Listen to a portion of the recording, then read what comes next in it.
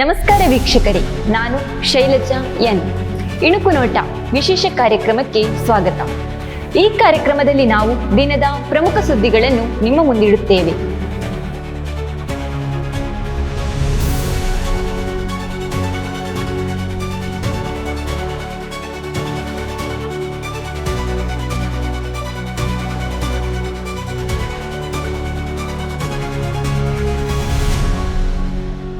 ಜಾತಿಗಣತಿ ವರದಿಗೆ ವಿರೋಧ ಅನಗತ್ಯ, ಸಂಪುಟದಲ್ಲಿ ವರದಿ ಮಂಡನೆ ಮುಂದೂಡಿಕೆ. ಮಿಥೆನಾಲ್ ಸೋರಿಕೆಯಿಂದ ಅಗ್ನಿ ಅವಘಡ, 100 ಕೋಟಿ ರೂಪಾಯಿಗೂ ಅಧಿಕ ನಷ್ಟ. ಕಡಬ ಇಂಧನ ಸಚಿವಾಲಯದಲ್ಲಿ ಚರ್ಚಿಸುವ ಭರವಸೆ, ಸೋಲಾರ್ ಪಾರ್ಕ್ ಜಮೀನು ಕಾದಿರಿಸಿ. ಪಿಸಿಸಿ ಅಧ್ಯಕ್ಷ ಸ್ಥಾನಕ್ಕೂ ಬಿರುಸಿನ ಪೈಪೋಟಿ, ಸಾಮರ್ಥ್ಯ ಇದ್ದವರಿಗೆ ಅಧ್ಯಕ್ಷ ಸ್ಥಾನ ನೀಡಿ. ಮಹಾಕುಂಭ, 10 ದೇಶಗಳ ಪ್ರತಿನಿಧಿಗಳ ಭೇಟಿ, ವಿಮಾನ ದರ ಹೆಚ್ಚಳ. ಕೊರೆಯುವ ಚಳಿಯಲ್ಲೂ ಪವಿತ್ರ ಸ್ನಾನ.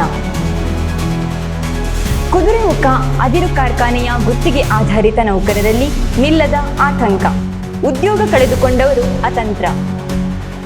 ಕೇಂದ್ರ ಆಯೋಗಕ್ಕೆ ಸುಪ್ರೀಂ ನೋಟಿಸ್, ಚುನಾವಣಾ ನಿಯಮಗಳಿಗೆ ಮಾಡಿರುವ ತಿದ್ದುಪಡಿ ಪ್ರಶ್ನಿಸಿದ ಅರ್ಜಿ ವಿಚಾರಣೆ.